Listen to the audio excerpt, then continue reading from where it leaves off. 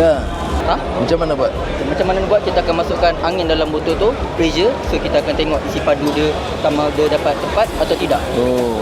Yang line hitam ni dia ada bocor. Yang line putih dia tak ada bocor. Okey. So sensor masuk tapi tak dapat bacaan sebab dia ada bocor. So dia akan tendang keluar. So ni memudahkanlah. Okey. Ambil gambar, kita transfer pada komputer, kita terjemah pada Okey. kita engrave.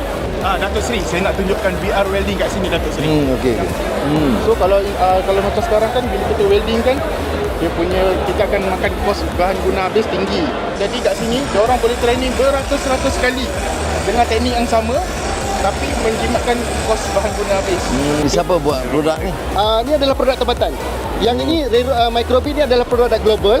Okay, tapi di luar ni adalah produk tempatan. Jadi kita boleh tunjuk pada pelajar-pelajar kita macam mana dia nak design satu produk yang boleh digabungkan dengan produk antarabangsa dan dikembangkan aplikasi dia. Berarti ni nak fly ke mana ni?